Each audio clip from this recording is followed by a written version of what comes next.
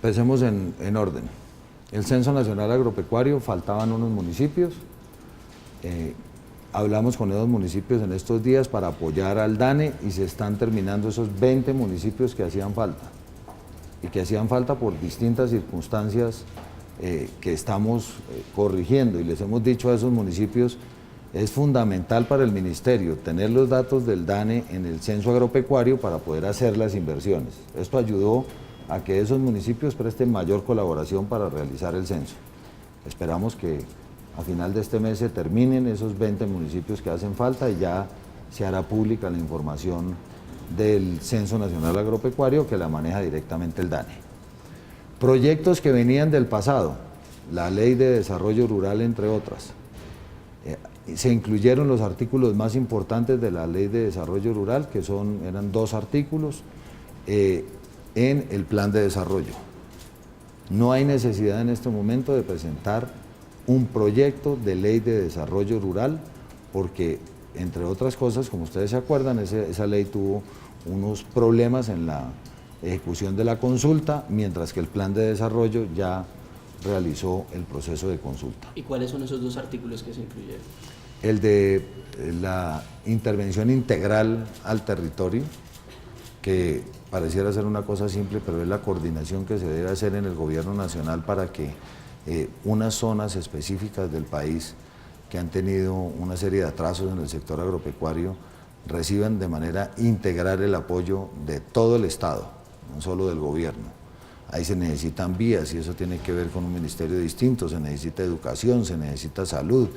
Son zonas del país a donde tiene que hacer una gran presencia el Estado y la única manera es realizando estas actividades de manera integral. Ese es uno de los artículos. Y en los otros hablamos de temas que hacían referencia a formalización de tierras, a donde le vamos a dar especial énfasis a este tema, donde solamente el 21% de los predios del país tienen hoy título de propiedad y el 59% son tan solo poseedores. Este dato, que parece simple, muestra simplemente que en Colombia hay un gran desorden histórico en el tema de las tierras. Y si uno de los temas de conflicto ha sido la tenencia de la tierra, pues tenemos que ponerle orden a este proceso. Así que el otro artículo habla de formalización de tierras y busca la manera de ponerle orden a este tema, inyectando recursos para esos procesos de formalización. Son 4 millones de predios, solamente el 21% de ellos tienen título, lo que quiere decir que la inyección para poder formalizar todos los predios del país puede valer un poco más de 2 billones de pesos, solamente en el tema de formalización.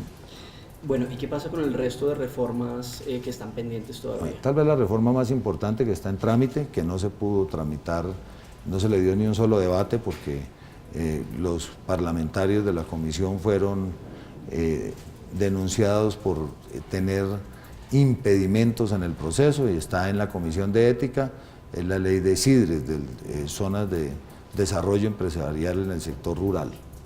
Nosotros esperamos que en esta legislatura, de aquí a junio, ese proyecto de ley quede aprobado. Ese es uno de los temas trascendentales que está en la agenda.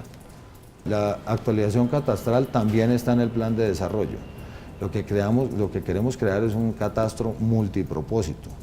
Este es un trabajo que no es un trabajo de un día para otro, que puede tomar incluso más de 4 años, que busca la forma. ¿Qué quiere decir un catastro multipropósito? Que esté relacionado con el tema de impuestos, por un lado, que esté relacionado con la vocación de la tierra, por otro lado, que sepamos en qué zonas del país se pueden desarrollar qué actividades, qué zona del país es minera, qué zona del país tiene vocación agrícola y si es agrícola, para sembrar qué. Entonces está la parte que hace referencia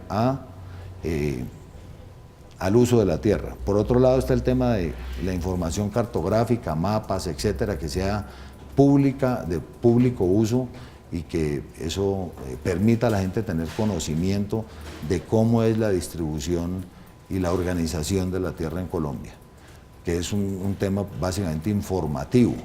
Y por el otro lado está la necesidad de que esos predios estén relacionados con el predial para que haya una conexión directa entre el catastro y los impuestos que se tienen que pagar en Colombia por cuenta de la tierra. Ahí hay una discusión que se va a abrir en el país en su momento, que es cómo se va a pagar el impuesto predial de las zonas rurales. Y la discusión es que hoy esos predios tienen una afectación y pagan mayor impuesto en la medida en que uno invierta más recursos en su predio rural. Me explico, si uno tiene un potrero paga X, pero si a ese potrero le monta una infraestructura para hacer un desarrollo ganadero, entonces ya tiene que pagar X más lo que montó.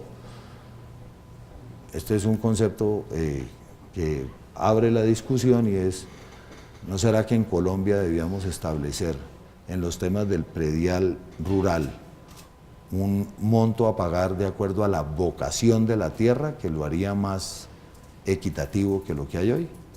A donde hoy se sanciona al que invierte en el predio rural que tiene, o se sanciona, quiero decir, paga mayores impuestos, y esto significaría que es mucho mejor para una persona en el pago de impuestos dejar el potrero sin ninguna utilización que utilizarlo. Si se hiciera de acuerdo a la vocación de la tierra y se distribuye en el país y se dice Córdoba es un departamento netamente ganadero y agrícola, las zonas ganaderas son estas y de acuerdo a las utilidades que debe generar el sector ganadero usted debería pagar un predial de tanto, ¿no? Y es de acuerdo al criterio que tiene cada consejo, cada alcaldía. Además, cuando uno tiene solo el 21% de los predios formalizados, entonces ¿cómo cobra el predial si no sabe ni siquiera de quién son las fincas? Muy buena la pregunta diciendo la división. La gente ha dicho se va a liquidar el INCODER. Pueda que en términos prácticos esa palabra tiene demasiados efectos. La liquidación de una entidad que maneja, entre otras cosas, los baldíos del país, que aparece como propietaria de estos predios, etcétera, genera grandes dificultades. Lo que vamos a hacer es efectivamente dividir al INCODER en dos para fortalecerlo. Depende de la aprobación de las facultades. Si las facultades nos las aprueban en este semestre, tenemos 6 meses para realizar esa división. La división consiste en generar una entidad muy fuerte en el tema de tierras, que no solamente asume las funciones que tiene INCODER hoy, sino también las del Ministerio de Agricultura, que otorga títulos, las del Ministerio del Interior, que tiene que ver con comunidades indígenas y afrocolombianas. Es que está demasiado repartido en 7 entidades: la Superintendencia de Notariado y Registro, el IGAC, el Ministerio de Vivienda. Hay demasiadas entidades que tienen que ver con la propiedad de la tierra. Y tal vez el mayor desorden que hay en el país es en el tema de la titulación de la tierra. Entonces, la idea es que se cree una, y esta inquietud no nace solamente del ministro, sino de la posición de la misión rural del doctor Ocampo, donde recomienda también este fortalecimiento, y de 90.000 propuestas que recibimos en virtud del Pacto Agrario.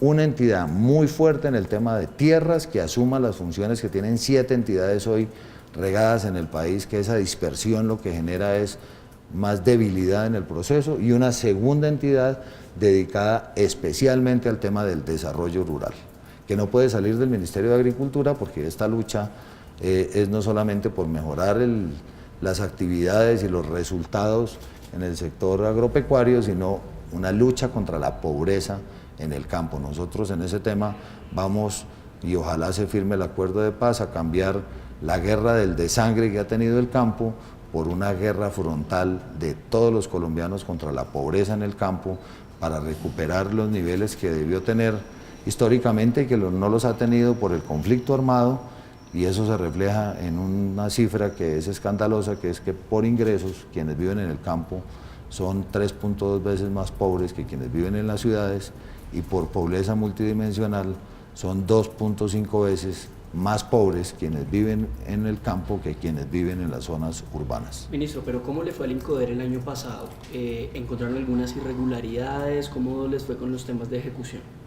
El INCODER viene, entre otras cosas, con irregularidades de hace muchos años. El año pasado fueron varios de los funcionarios que habíamos denunciado nosotros mismos o que habían sido denunciados en el pasado, fueron incluso objeto de procesos penales y hoy se encuentran en la cárcel.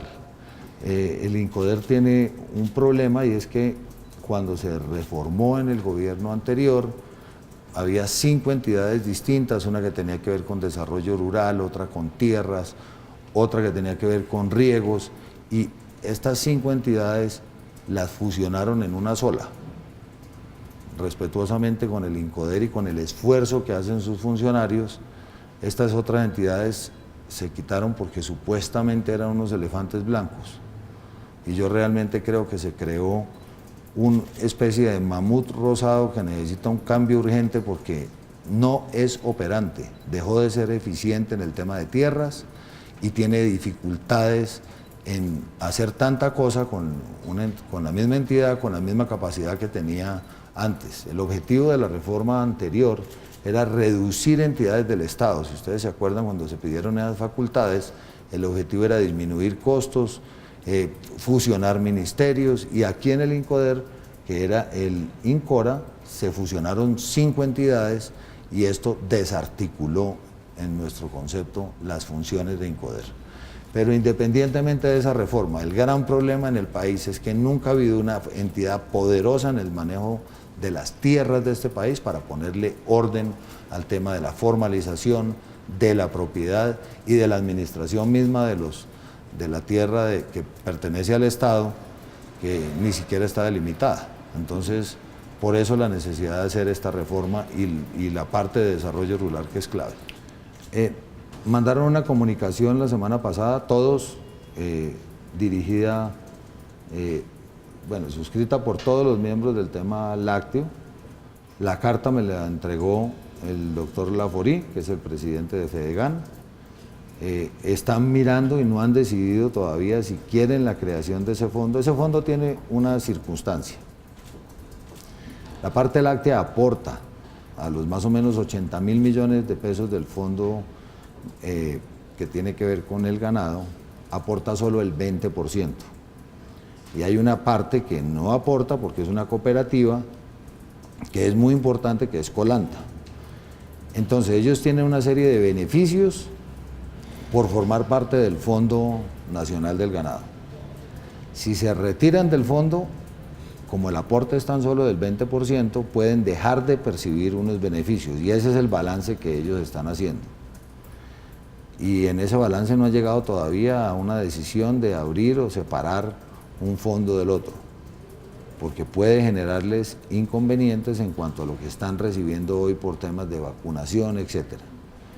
Y por el otro lado, aunque estoy impedido para hablar del tema, es importante señalar que a través del trabajo que se ha realizado con el viceministro de Agricultura, se determinó revisar la fórmula que tienen los productores de leche en cuanto al precio de la leche. Ya logramos que se sentara todo el gremio en la misma mesa. Es que uno de los problemas del ministerio es que no había cadenas establecidas.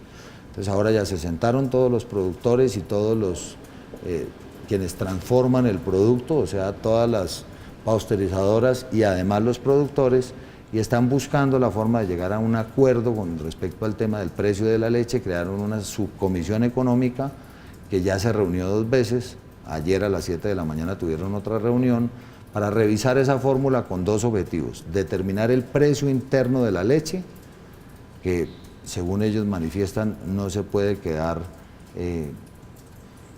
congelado porque hay un incremento en costos en la producción, buscar la forma de establecer un precio diferencial para entrar en el tema de exportaciones, porque el precio de la leche a nivel internacional hoy está mucho más bajo que el precio en Colombia, y me imagino que ahí definirán también uno de los temas trascendentales, que es el de la pregunta de la participación o no, o la necesidad o no de dividir el fondo en 2.